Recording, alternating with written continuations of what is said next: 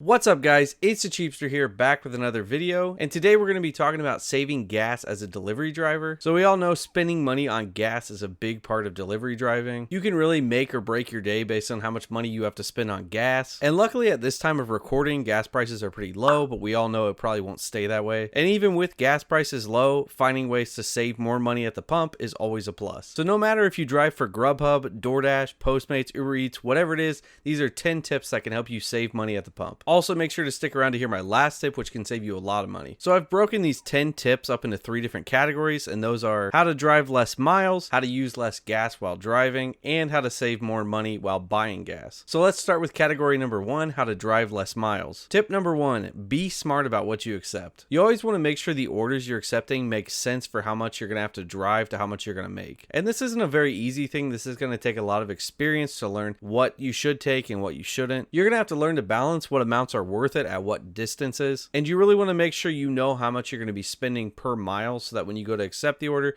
you can evaluate all that. Again, this takes a lot of time to learn. I've been driving for Grubhub for about 3 years, and I still feel like I learn more every day about what orders to take and what orders not to take. Tip number 2, try to work close to home. Now, this might not be possible for everybody depending upon what your situation is, but obviously the less driving you get to an area that you're going to be working, the better. Also, sometimes the areas you think might make the most money, like a highly populated mall area, might not make as much money as you think compared to an area that's closer to you, especially once you have to deduct the cost of gas to get out there if it's far away. Of course, if you know that driving out to a place you're going to make a lot more money, then obviously do it. It's all a numbers game in the end, so whatever makes the most money after you've subtracted your cost, that's what you should do. Tip number 3, between orders only drive short distances. I think this is an area that can really get people that they'll be driving more than they expect, because once you get an order, you might think, oh, I need to get back to a certain area where I was, which could be 5, maybe 10 miles away. But again, don't always think that you have to get back to a certain area just because that's the populated area or that's the mall or something, because you might be better off just chaining orders. I always used to try to work in one specific area that had a mall because I thought that that's where you're going to get the best orders, but I realized later on that I was spending a lot of money in gas just driving back to that area when I could have been accepting orders that were close by to wherever I was in the first place. So what I've personally found is that chaining orders together, meaning that you're just taking one order and then maybe the next order comes in by that order that you're dropping off, seems to work a little bit better because you're not always trying to drive back to a certain area, and you might be picking up another order from really close to the order that you just dropped off. Now, of course, I know every area is different, so this might not work as well for you, but I would definitely recommend giving it some thought before you just throw it out, because I thought that I had to do this for years, and I found out chaining the orders together a lot of times is going to save you more money because you don't have to drive all that way back. Not to mention there were a lot of times that I would drive all the way back to the area that I wanted to be and then sit there without an order. Also, side note, do not forget to track your miles. Those miles may cost you money, but it's also very important to track the miles working so that when it comes to tax time, you can get all the business deductions. So do not forget to track those, because if you don't have those miles tracked, that's going to cost you a lot of money. So category number 2, how to use less gas while driving. Tip number 4 is to get a good value, fuel efficient car. I think this is one of the best things you can do, is to get a good value car if you're going to be doing delivery. You do not want to be doing delivery in a Lamborghini because the depreciation costs are going to be crazy. But honestly, I drive a 2014 Honda Civic, which is really great because it gets about 30 miles per gallon, and it's a somewhat older car that's not worth too much, so the depreciation and the wear and tear aren't really lowering the value that much. Of course, you do have to weigh the cost of newer cars that are more reliable but will cost you more in depreciation, and older cars that will cost you less in depreciation but are less reliable and may cost you more money in repairs or breaking down and losing money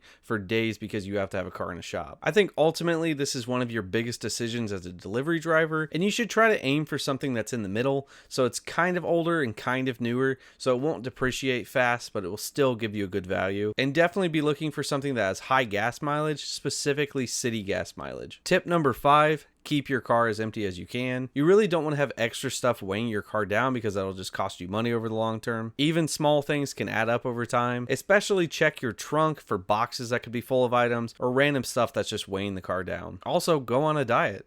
I'm just kidding. But for real, the heavier you are, the worse mile per gallons you're going to get. So it may pay to trim down actually. And yeah, going on a diet's real easy when you sit around smelling food all day. Another thing you can do is remove the spare tire. And I'm not talking about the one around your waist. I'm talking about the real one in your car. I'm sorry, I'm not saying you have a spare tire. Especially if you have a full-size tire like in an SUV, it could be a good idea to take that out if you have AAA or roadside service or somebody who lives nearby that could always bring it to you if you needed it. Now, this obviously is a risk that you could run into a situation where you need it, and that could also make you miss out on some orders if you don't have the tire to be able to replace it quickly. So it's something you definitely want to weigh out if you want to do that or not. Also, remember if you do remove the spare tire to make sure you put it back in the car if you're going on a trip somewhere. So this could be a little bit of a risk depending upon your situation, but it's definitely something that's weighing the car down and could help you save money on gas. Tip number 6, try not to accelerate heavy. Now, this can be a hard thing to do when you're doing deliveries. I know I find myself doing it quite a lot. Just having to pass people and drive quick for whatever reason seems to come up a lot when you're doing deliveries. But obviously, the easier you are on your accelerator, the better gas mileage you're going to get. I know it may not be possible always throughout your day,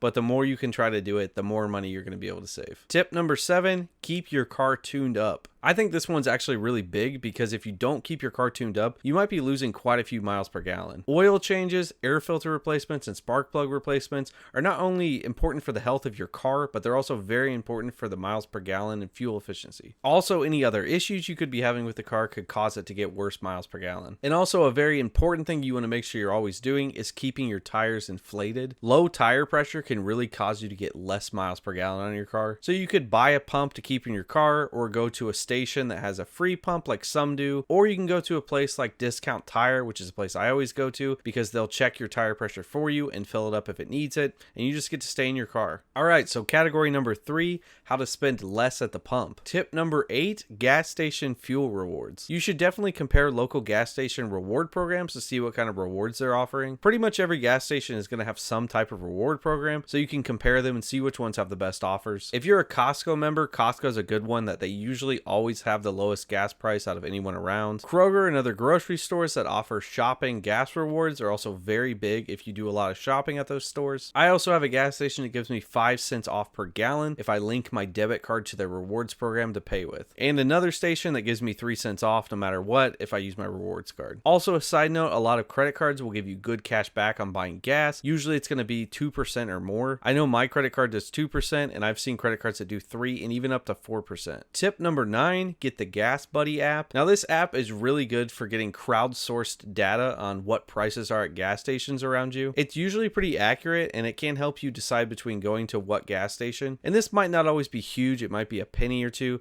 but sometimes there's gas stations that you might want to go to, and they could be 10 cents higher than one that's just down the street. So it's quick and easy just to look on there, see the gas stations around you, and which one might be the best to go to. But you do want to make sure you don't spend a bunch of time and gas driving to another gas station just because it's a few pennies cheaper than another one that's close by you. Again, it's all a numbers game, so just try to figure out which one is going to be the best. So tip number 10, the one that I think has saved me the most money in gas while delivery driving, is to get the Get Upside app. Now, it's a weird name because the app is actually called Get Upside, so I'm telling you to get the Get Upside app. But the savings it gives you are awesome. Honestly, I had a friend tell me about it a while ago, and it took me so long to download it because it just kind of seemed too good to be true, and I thought there had to be some type of catch. So all it really is an app that gives you a certain amount of cash back at certain gas stations if you scan your receipt. Now, not all gas stations are on the app, but in my experience, it's been very rare that a station I wanted to go to wasn't on the app. Now, cashback varies based on the day, but in my experience, you usually see at least 8 to 9 cents cashback per gallon. And the best part with this is that you can still get credit card rewards on top of this. And if you have a rewards card at the gas station that gives you a discount on the gas, as far as I've seen, you can use all of those together. So sometimes I can be saving like 20 cents or more per gallon just by combining those techniques. So if you guys want to sign up for Get Upside, which you definitely should because it's literally just free cash back, I would appreciate it if you guys use my link below.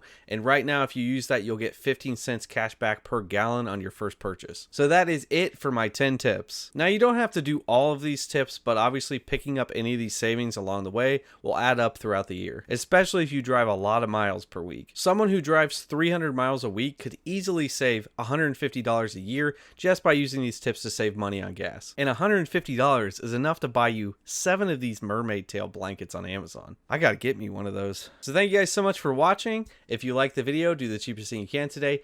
Like that tap button.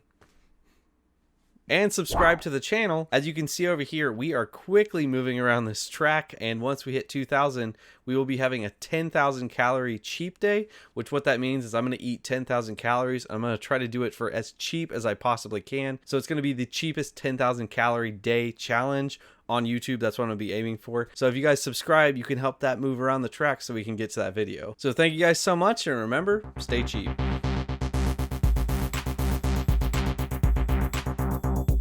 That's cheap.